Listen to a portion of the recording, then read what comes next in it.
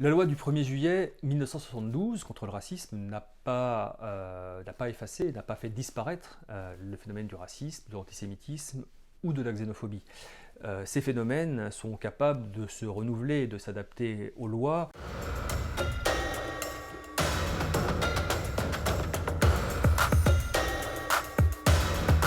Les gens qui sont pétris de stéréotypes ou de préjugés sont capables de les exprimer avec des formes codées.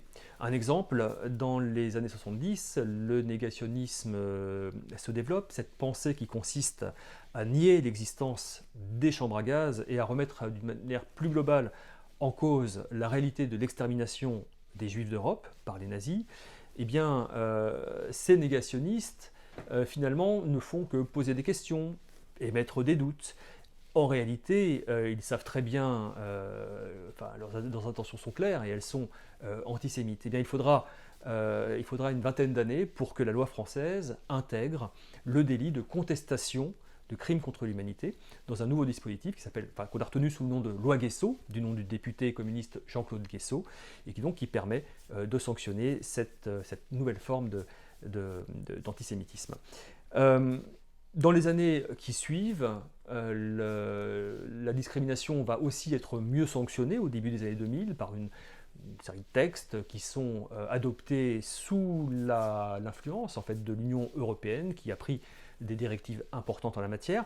On pourrait également citer une loi de 2003 qui introduit dans la loi la circonstance aggravante de racisme et d'antisémitisme. Lorsqu'une agression est commise, si on arrive à prouver que l'auteur avait en tête en fait, des motivations liées au racisme et à l'antisémitisme, eh bien la sanction est plus forte.